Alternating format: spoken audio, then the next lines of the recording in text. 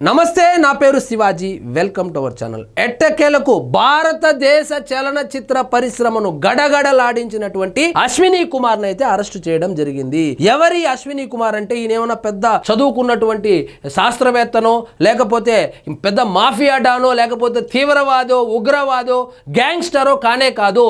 After all intermediate fail అయినటువంటి బీహార్ కు చెందినటువంటి ఈ అశ్విని కుమార్ ఏం చేశాడంటే యూట్యూబ్ లో మామూలుగా మన పిల్లలు యూట్యూబ్ లో ఏం చూస్తారు, బొమ్మలు చూస్తారు, కామెడీ చూస్తారు, ఆ గేమ్లు ఆడుకుంటారు కదా.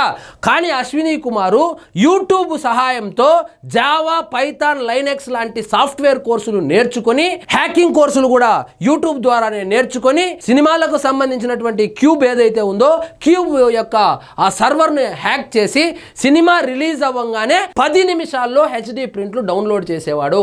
అదేవిధంగా ఓటీటీ సంస్థలు ఏవైతే ఉన్నాయో ఓటీటీ సంస్థలకు సంబంధించినటువంటి ఒరిజినల్ సర్వర్లను హ్యాక్ చేసి ఓటీటీలో వస్తున్నటువంటి వెబ్ సిరీస్లు కావచ్చు, సినిమాలను కావచ్చు డౌన్లోడ్ చేసి $800 గేమింగ్ కంపెనీలకు అదేవిధంగా బెట్టింగ్ యాప్లు ఉన్నటువంటి కంపెనీలు ఏవైతే ఉన్నాయో వాటికి అమ్ముకునేవాడు. మొత్తానికి ఈ వ్యవహారం మొత్తం ఎలా బయటపడింది అంటే ఇది చిత్ర పరిశ్రమకే పెను సవాలుగా మారింది. శ్రీ విష్ణు నటించినటువంటి సింగిల్ అనేటువంటి సినిమా మొదటి షో పడిన 10 నిమిషాలకే సోషల్ మీడియాలో కావచ్చు అదేవిధంగా కొన్ని పైరసీ లభించేటువంటి వెబ్సైట్లలో కావచ్చు హెచ్డి ప్రింట్ బయటకు రావడంతో ఆ చిత్రానికి సంబంధించినటువంటి ప్రొడ్యూసర్ ఎవరైతే ఉన్నారో ఆయన కంప్లైంట్ ఇస్తే ఆ హెచ్డి ప్రింట్ ఏ థియేటర్ నుంచి బయటకు వచ్చిందని చెప్పి సాంకేతికతను జోడించి ఆ వ్యక్తిని పట్టుకుంటే ఆ వ్యక్తి ద్వారా విస్తుపోయేటువంటి విషయాలైతే బయటకు వచ్చింది.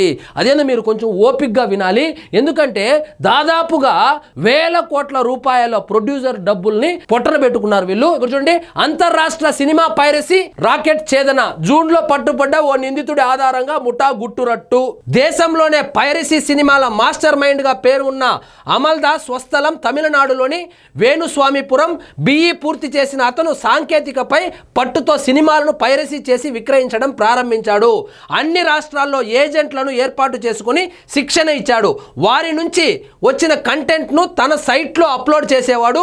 సర్వర్ ఐపీ అడ్రస్లు నెదర్లాండ్, ప్యారిస్ లో ఉన్నట్లు చూపేవాడు. కొత్త సినిమాలు పైరసీ చేసేందుకు ఆన్లైన్ గేమింగ్, బెట్టింగ్ యాప్ల సంస్థలు సహకరిస్తున్నట్లు అతడు వెల్లడించారు. వారు తమ సినిమా పైరసీ వెబ్సైట్లలో బెట్టింగ్, గేమింగ్ యాప్ల ప్రకటనలు ఇచ్చి అమాయకులను ఉచ్చిలోకి దింపి సొమ్ము చేసుకుంటున్నారు. దీనికి ప్రతిఫలంగా ఆయనకు $10,000 ఇచ్చారంట. ఈ అంతర్రాష్ట్ర సినిమా పైరసీ సిండికేట్ ఏదైతే ఉందో వీళ్ళు చిత్ర పరిశ్రమను గడగడలాడించారు. సినిమా రిలీజ్ అయినటువంటి 10 నిమిషాల్లోనే హెచ్డి ప్రింట్లు అయితే ప్రత్యక్షమయ్యేది. వీళ్ళకు డబ్బులు ఎక్కడి నుంచి వస్తాయంటే ముఖ్యంగా బెట్టింగ్ యాప్లు మరియు ఆన్లైన్ గేమింగ్ సంస్థలు ఏవైతే ఉన్నాయో వాళ్ళు ఆ పైరసీ లింకులు ఉన్నటువంటి వెబ్సైట్ లో వాళ్ళ ప్రకటనలు ఇచ్చుకోవడానికి వాళ్ళు ఆ సంస్థకు $10,000 నెలకు చెల్లించేవాళ్ళు. సో ఈ అమల్ దాస్ ఎవరైతే ఉన్నారో ఈ మాస్టర్ మైండ్ అమల్ దాసు ప్రతి రాష్ట్రంలోనూ తన అనుచరులను తయారు చేసుకుని వాళ్లకు శిక్షణ ఇచ్చి రిలీజ్ అయినటువంటి సినిమాను రిలీజ్ అయినట్టుగా గంటల్లోనే పైరసీ చేసి దాన్ని ఆన్లైన్ లో అయితే పెట్టేయడం జరిగేది. సో దీని వల్ల 10 రోజులు ఆడాల్సినటువంటి సినిమా 2 రోజులు కూడా ఆడకుండా 100 కోట్లు పెట్టుబడి పెట్టి సినిమాలు తీస్తే ఆ కలెక్షన్లు రాకుండా, ఉదాహరణకు సంక్రాంతికి వచ్చినటువంటి గేమ్ చేంజర్ సినిమా, ఆ సినిమా పడినటువంటి 10 నిమిషాల్లోనే పైరసీ హెచ్డి ప్రింట్లు అదేవిధంగా బస్సుల్లో వేశారు, ట్రైన్లో వేశారు. ఇంకా అవన్నీ తెలిసిన విషయమే మనకు. వాళ్ళకందరికీ సోర్స్ ఎవరంటే మన మాస్టర్ మైండ్ అయినటువంటి అమల్ దాస్. అమల్ దాస్ కి ప్రధాన అనుచరుడు ఎవరంటే ఒక ఇంటర్ ఫెయిల్ అయినటువంటి ఒక వ్యక్తి, అతని పేరే అశ్విని కుమార్.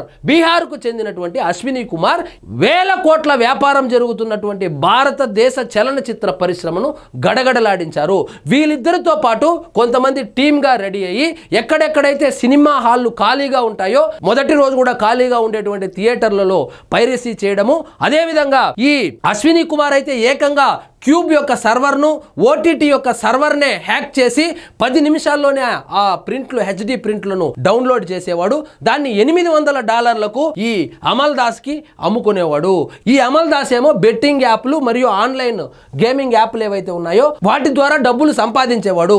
సో మొత్తానికి ఈ పైరసీ భూతం ఏదైతే ఉందో కొన్ని సంవత్సరాలుగా చలనచిత్ర పరిశ్రమను పట్టి పీడిస్తున్నటువంటి ఈ పైరసీ ఆ భూతం ఏదైతే ఉందో దానికి చెక్ పెట్టగలిగే చేయగలిగారు. సో మొత్తానికి మనము తెలంగాణ సైబర్ క్రైమ్ పోలీసులు ఎవరైతే ఉన్నారో వాళ్ళను ఖచ్చితంగా అభినందించాలి. ఎందుకంటే ఇది చిన్న సమస్య కాదు.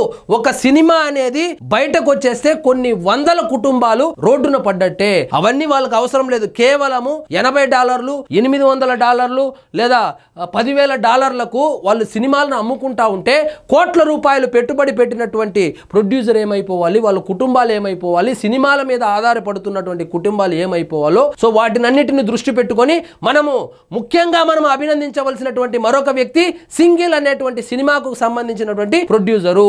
ఆయన కేసు పెడితే అక్కడ తీగలాగితే డొంక కదిలి అమల్ దాస్ కావచ్చు, అశ్విని కుమార్ కావచ్చు, పెద్ద పెద్ద బిగ్ షాట్లు ఎవరైతే ఉన్నారో ఈ పైరసీ భూతానికి సంబంధించి వాళ్ళను పట్టుకోవడం జరిగింది. ఇక్కడ చూడండి, వెంకటేష్ గారు, చిరంజీవి గారు, నాగార్జున గారు, నాని గారు, దిల్ రాజు వీళ్ళందరూ అటెండ్ అయ్యి అవాక్కైతో చూస్తున్నారు. ఎట్లా పైరసీ చేస్తారు, ఏ విధంగా దాన్ని లింకులు ఇస్తారు, ఎంత సంపాదిస్తారు అని చెప్పి సిపి గారు అయితే వాళ్ళకు వివరించడం జరిగింది. సో ఇదండి ఈ రోజు మన టాపిక్. మీకు ఈ వీడియో నచ్చినట్లయితే లైక్ చేయండి, షేర్ చేయండి, ఛానల్ మాత్రం సబ్స్క్రైబ్ చేసుకోవడం మర్చిపోవద్దు.